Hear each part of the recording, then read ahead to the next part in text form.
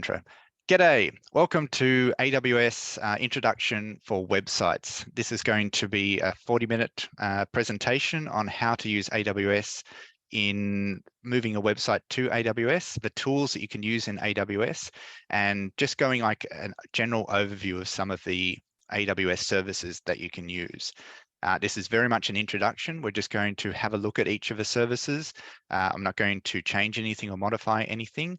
If you're interested in this, then I can provide more courses for you that it goes into much more deeper level about each of these AWS services and how to use them in your environment. And I can also provide one-on-one training if needed. Okay, so AWS is used by almost everyone for their online services. Tools that may not appear to use AWS most likely use something from AWS on the back end. An example was in the US, one of the AWS data centers went down, disconnected from the internet, and a huge number of websites also started failing or going offline because everyone used some portion of AWS. And so it's really good to understand or know how AWS works and what the services are, as if you know them, then you can utilize them for any kind of activities you might want to do in the future in regards to your own website. The benefit also is there's security, and there's a lot of good benefits about using AWS directly rather than using it through a third party and having your website hosted with WordPress or any of those other things. By going directly to the source, so to speak, you can have a very fast website, but it's extremely secure. So the roadmap for today, I'm going to go through each of the AWS services and just give you a general overview. I'm going to discuss how DNS works and how you can use DNS, which is your domain name system, where you www.helloworld.com. So that's the DNS side of things. So I'm going to discuss how you can use that on AWS. I'm going to discuss code commit and Git. This is where you want to submit files and changes, like changes to a website, and have version control on those changes, but I'll go in more detail shortly. I'm going to discuss S3. This is Amazon's simple storage solution and allows you to store your website in an object store that's incredibly fast, and it's very much a worthwhile endeavor if you can. And I'm going to discuss code pipelines briefly and AWS Lambda very briefly. And these are services that AWS, they're incredibly powerful once you know how they work and what they're for.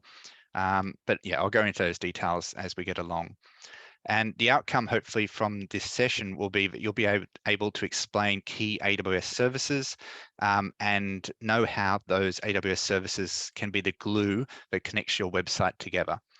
And you'll hopefully be able to explain what Route 53 is, what S3 is, maybe what CloudFront is, and those things. Words, it might not mean anything right now, but at the end of the session, you should be able to at least have an idea of what they're about. And that's really what this introduction session's for. It's just to give you an idea of how these services work and how they connect together. Okay, hopefully it's sharing to you all. So this is my website setup. I'll go to my website here. It's not the greatest website. It's a work in progress. But this website here is set up like this. I'm the developer. I use Git, which I'll go into in a sec, to submit my changes into a code commit, which is a Git storage repository for developer files and so forth. Then goes into code pipeline, which goes and massages the files. And then they upload to S3, which is the storage area. So these are the web files get stored in the service called S3. Then they go to CloudFront, which is a caching service that provides my website as close to the end user as possible. And then it goes to obviously the laptop or iPad or device that the user is using and to the user. So this is my website, looking very complicated, but at the same time very pretty. But in reality, while it looks complicated in all these different AWS services that I'm using, each service is quite small. So it's like, you know, using a PC might be complicated until you realize there's just Word, Excel, PowerPoint, and then you've got your notepad editor and file manager and so forth. So each individually, once you know how to use them, are quite simple. But looking at it like this, it might look complicated, but once you know how to use File Manager, once you know how to use Word, once you know how to use a web browser, each individually is not that complicated. And here is just using the glue that allows all these services to connect together. Okay, so I'm going to go straight into, actually, I'll go straight into each of these services on my dashboard. So most importantly, AWS provides a completely free login. So you can go to aws.amazon.com and sign up, and it's completely free until you go outside of your free area.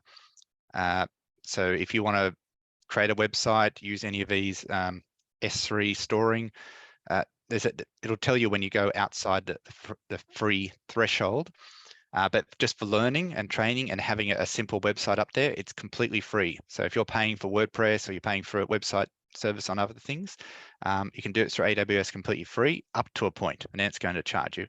But it doesn't charge you much. I don't know what it's going to say, show me on here, but I've got quite a few websites set up on here, and I'm getting charged, was it $21 a month? That's Australian AUD, but I've got a lot of stuff up there and it's not costing me much.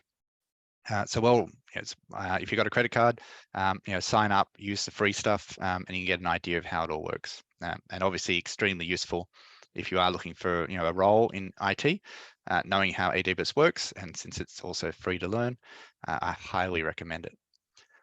So we'll start with on my setup here.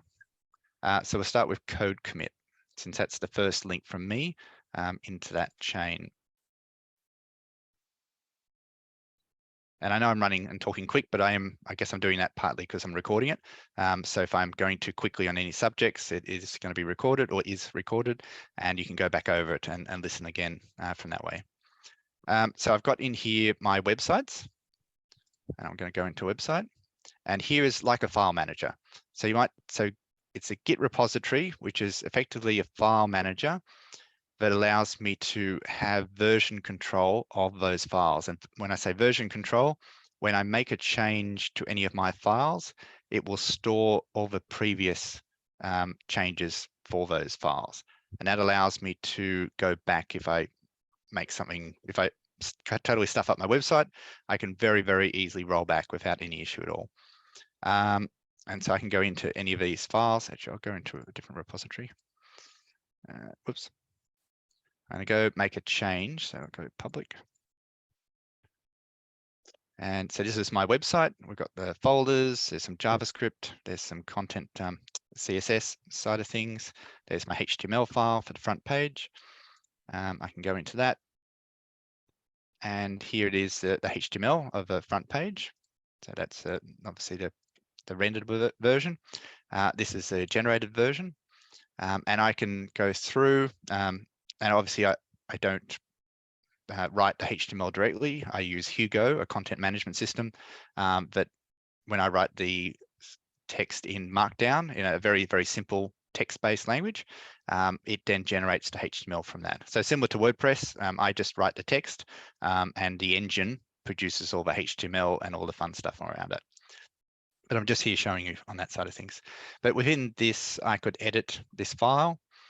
I could go through and make a change. Maybe I'll change the title. David Robinson's cool website. And then once I've edited whatever it might be in there, I can then just make some notes. So this is generally designed for a group-based use, not generally one individual. Commit that change. So when I commit a change, I'm saying I'm happy with that change. I want it to be pushed into the normal system. So I'm committing to it. So using the word in its original sense, it's committed, it's done, it's out there, I'm happy with it. I don't wish to make any more changes. Sorry. So I've made that change. In that's now part of the normal thing. But if I made a mistake, I can roll back. I can do a whole lot of really cool things within that. But the reason, so I won't go into detail. Again, it's an overview. So the glue is that I've got my website stored here. I've made a change to that website.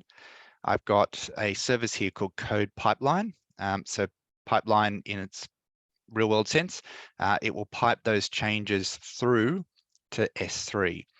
I won't go into too much detail about it being an introduction, but in simple terms, it's got a very simple macro that goes and copies changes and puts them out into S3. Why don't I just edit the file directly in S3? Because I don't get the versioning. I don't get the ability to roll back. I don't get the ability to verify changes before I'm happy to push them out. So Git gives me a whole lot of benefits in that. And the S3 is the storage bucket. It's basically the hard drive for where the website will end up. And so that's the benefit. So in theory, I could just stick them directly on S3 and edit that file directly in S3 in the hard drive itself for the website. Like in WordPress, I could just go edit the page and set it out. But this gives me a lot of safety systems that I wouldn't otherwise get in that. Okay, so it's going to pipe that out to S3. Now, what it is going to do, actually, I'll go to S3 first.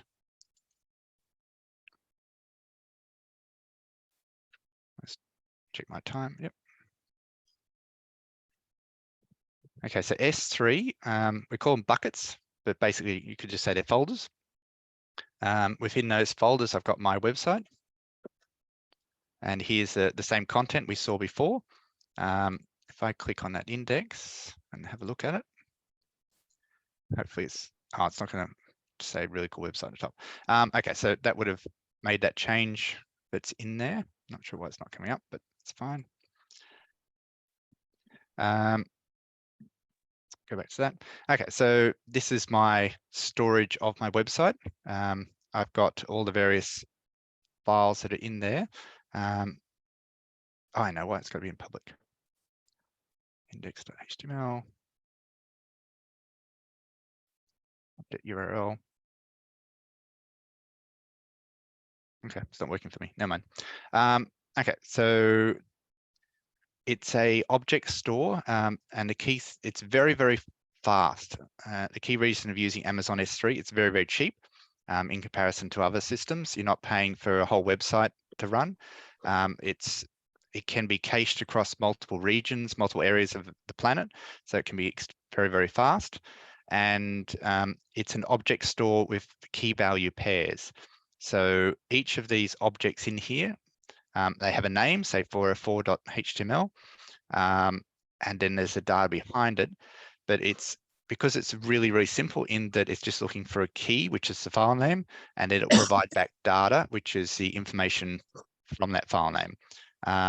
So that it's, when we think about it with a normal PC, you've got your files, you open up your files, and they're there. With S3, it's just looking for a name and there's some data behind it, and it doesn't have any other functionality. It doesn't check the file type. It doesn't check what type it is. Apart from some security stuff on it, there's no kind of other logic behind it, but that makes it very, very, very fast. And you can load up a web page on this and display it with incredible speed, because all it's looking for is a key value pair. It's just looking for a name, and it's going to provide some information behind it. So unlike a normal web browser, a normal web server that might be behind WordPress or something, there's a lot of functionality there. There's a lot of checking code, but in doing that, there's also a lot of risk. So there's very little to no security risk with using S3, but it is limited in its functionality. But the benefit of being limited is it's incredibly fast and very, very secure. So I've got my storage in there. But there is one, when I say there's a limitation with that, because it's not an actual web browser, a web server, I should say, it doesn't automatically load up a particular file in a folder. So if I go to my website and I click on training courses, my address there is davidrobinson.au/training/ and there's no other, and that'll automatically load then the index.html file that I need to load in that. But Amazon S3 is not intelligent in that way. It won't automatically assume that there's an index.html there and load it up, which a normal web browser would. So I need to make a slight change every time I create a folder so that will work. And it's a manual kind of macro process that I need to do. And I can do it manually by going in and performing this macro functionality. But since I need to do it every time I create a folder, that's a very boring task. It's a set of functions that I need to do. And so now I come into this thing called AWS Lambda. And Lambda is a really cool little compute engine that will run code or macros that you want to run based on key events. And I'm going to go into my functions. And this is the function here. So this is a macro basically that will run every time I create a folder within my S3 bucket to do the linking so that index.html page will load. But without going into any major detail, Lambda is really nice in that it doesn't have to run on a computer. You don't have to have a web server, you don't have to run an instance or anything out there, or you don't have to rent server space to run your code. You can just get it to run based on any kind of trigger. So you can have a bit of Python, you can have a bit of JavaScript, you have any kind of macro, like your macros in Word and Excel and so forth. You can tell these macros to run based on any kind of trigger here. They'll go and they'll execute, and then they'll save whatever data or they'll do whatever action they need to do and have it there. And there's no, like once it runs and executes and finishes, that's it. It quits, it closes off. There's nothing more that needs to be done. And so it's not going to take up any CPU time. It's not going to be a security risk because it's not hanging around doing things using memory and so forth and then exiting. It's a way of creating macros on the internet. And you could have a trigger that when a certain website changes or when the weather changes, I want it to go and tell Alexa on, if you have one of those Alexa devices in your house, go say something on Alexa. There's infinite possibilities of how you want these macros to run. But the benefit is because they're not having a PC sitting there waiting for you to run the code, you don't have to leave your computer on. You can run these macros in the cloud and they'll sit there forever waiting for that trigger to happen. And when that trigger happens, they'll go and do what you want it to do.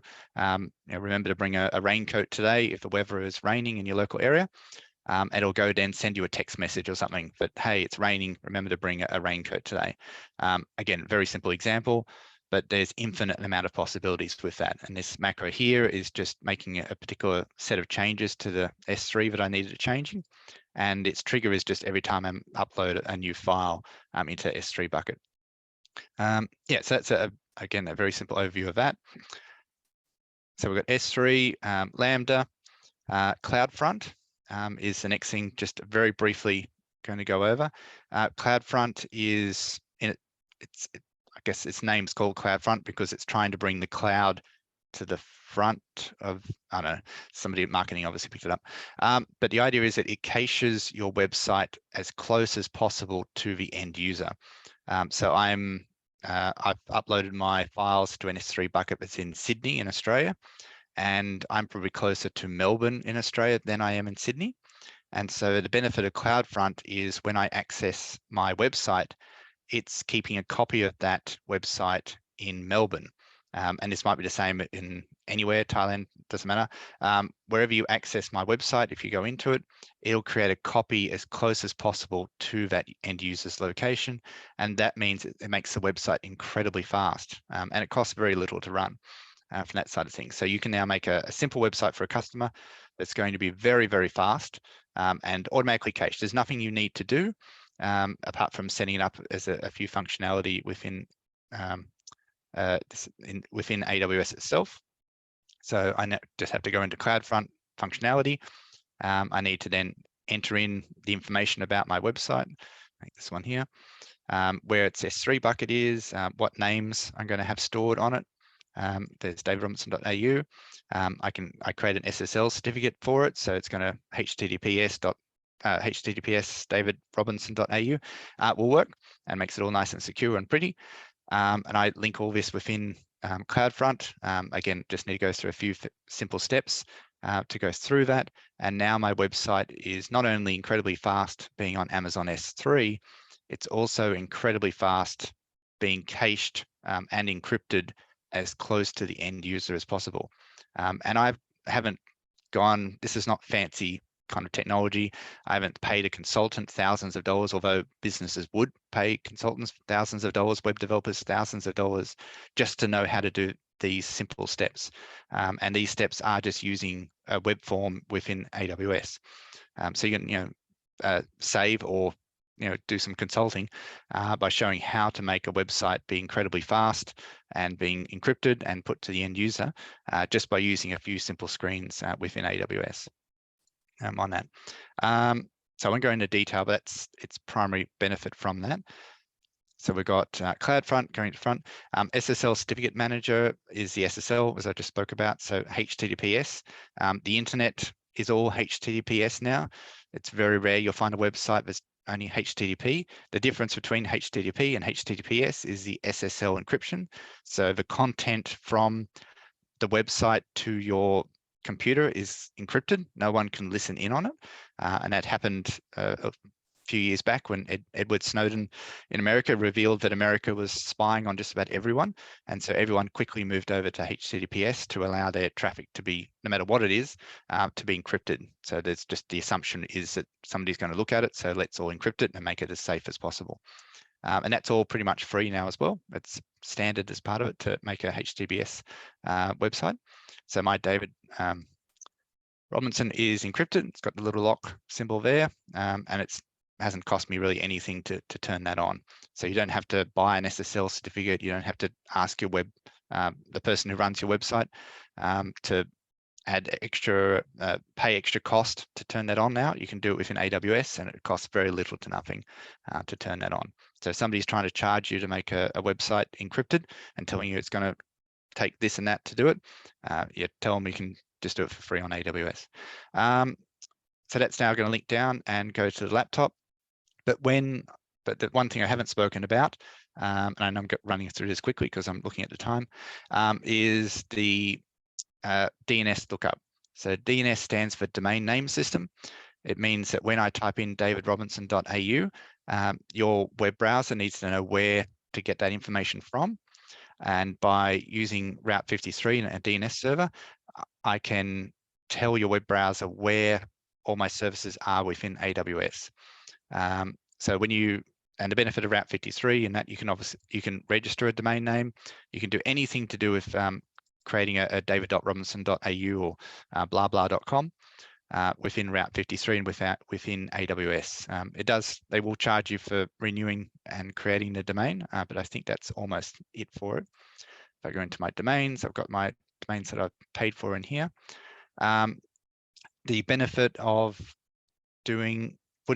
registering your blah.com on AWS, even if you still have it registered elsewhere, your website is hosted on somebody else's service, is you can fully control it. So if AWS has a very, very high reliability, if I go into one of these hosted zones, I think it's going to do it. I'll go to one of my old sites.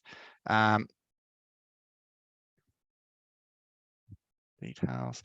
There's the information about my blah.com domain name is stored on 4 different DNS servers in different parts of the world.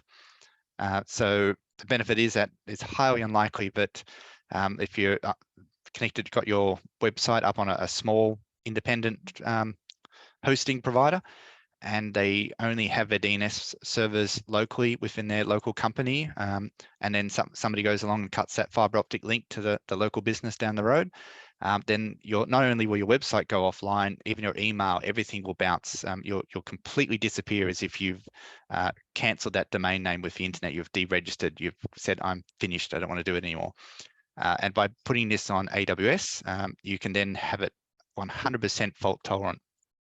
It'll put those name servers all around the world, and it's highly unlikely to impossible that your website service is going to go off the air by doing that way. And so that's this primary benefit.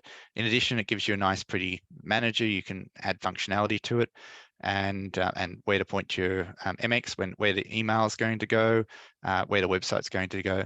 And the key point of doing this on AWS, moving your DNS and moving your domain name over to it, is storing the website on S3 and putting it on CloudFront.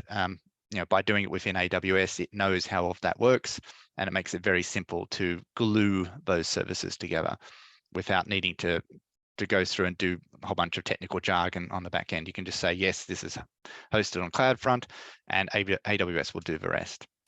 on that. Okay, so that's the last bit on that. I think I've talked very, very quickly, I know, over each of these services, but I say it's recorded, so feel free to go back over it to get a better idea and run. Is there anywhere that I should go into more detail, I guess, on this side of things? So just a briefly thing, so me developer, code commit is a Git repository. It allows me to do version control of changes to my website. That gets piped up to S3, and S3 is just the hard drive where I store all my files that can be utilized by the end user. It can jump down to laptop device, but to make it really fast, I use CloudFront. So makes a copy of all these S3 files that are being requested as close to the individual as possible. And I use Lambda, which is basically macros for the internet, to make some changes every time I upload to S3 and do things that would normally mean I'd have to point and click and run some commands on. And then Route 53, we just talked about, is a domain name service that does the actual lookup. So it's name to IP address checking, and then it will point all the information to CloudFront, to S3, to whatever needs to be pointed. Route 53 will do that for the end user on that side of things. And the SSL Certificate Manager, which provides free SSL certificates so that all your websites, anything you go to, can be HTTPS without any complexity at all. You don't need to pay anyone to make a change to your website. You can do that within a few clicks with AWS and that side of things. And I spoke about AWS is, it provides completely free. So you can do everything that I've talked about here and learn each step. Again, it's complicated as a large setup, but each of these individual components is easy to learn as long as you learn them individually until you get used to it. And then you can glue all these services together. And if you can learn all of this, you can be on a very high paid job because this is the standard now that is on the internet. If you know how to use each of these tools and the learning side of things on AWS. Amazon.com there's so much free training up there, lots of free videos, and initially getting onto AWS is completely free until you use a certain amount of it, so it's free to start, that side of things. And if you can learn each of these services, there's lots and lots and lots of roles out there that are absolutely desperate for people with this foundational knowledge, as this is now the standard. We're moving away from simple WordPress websites and that side of things. We wanted to go a little bit more complicated, but we make things very, very secure.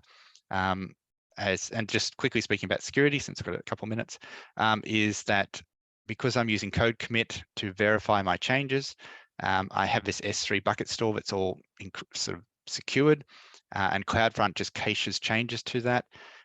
There's no, because the pipeline kind of flows from me making a change up to S3 and then out to the caching service and to the devices, there's no easy way for somebody to go and try and change my website. So because I'm not providing the original information, which is in code commit, anywhere close to the end user. So an example, like a WordPress website, you're running a database backend and you log into that website and you make changes to it. And so the service that the end user is presented with is the same service that you also go in and make changes to and edit. And so there's that risk that if somebody can break WordPress's security, then they can get in at an administrator level. And then once they're in, they're completely in. They can go and make changes. They can look behind the scenes. They can access your mail. They can do a whole lot of things with that cPanel sort of website. Whereas by using this system, although it looks a little complicated, it's still quite easy. There is no way, there's no backend database. There's no way for the end user to do something naughty and try and fight their way back up the chain.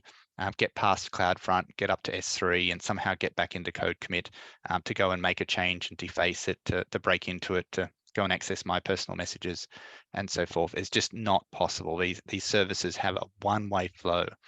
And that means that you can talk to your customers and talk to the people who you're writing websites for and say that this is 100% secure. There is absolutely no way that anyone can go from the internet and deface that website to break into it, to make changes to it. And there's been a lot of security problems happening at the moment. and especially in Australia, lots of information has been released it shouldn't have.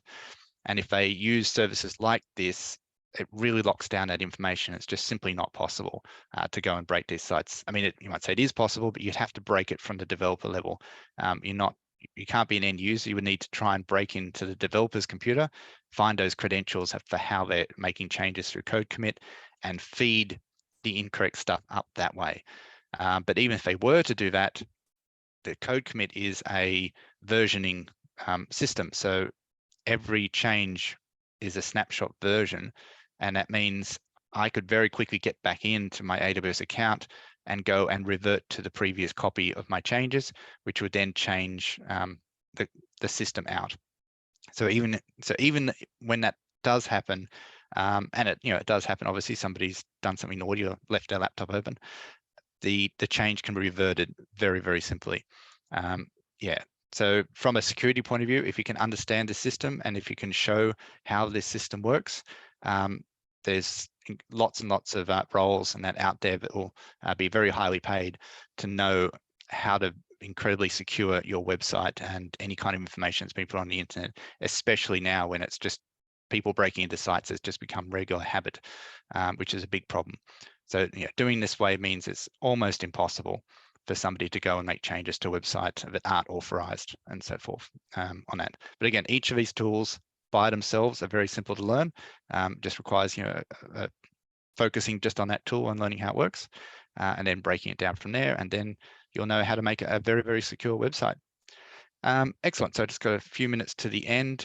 Any questions? And I know I've totally waffled on and gone in depth of each of these items, but I will leave it open just in case there is any questions on any of the information I've shown here, or would you like me to go into any more depth on any of the information that I have presented? No, we're good. I actually had some questions about Lambda, but you already answered that. Perfect. Also, app.cloudcraft.co. There's a really free way of building designs and so forth. So if you need to present some information to someone and do it free, and it has all the standard images and things for that. Yeah, app.cloudcraft.co. Very, very nice. Yeah, just throw that one in there. Cool. Okay, well, I'll finish up. It's come up to the end of the session. Absolutely thank you for coming and allowing me to bounce this off humans on that side of things. I'll do some more of these presentations and more in depth and get it out there, and I'll hopefully plan to do like a monthly training course on these things, and then I'll go through each of these items and go in more in depth from that. But yeah, cool. Thank you. And I think Thank that's you. all the stuff I got on that. Excellent. Okay, I'll stop the recording now.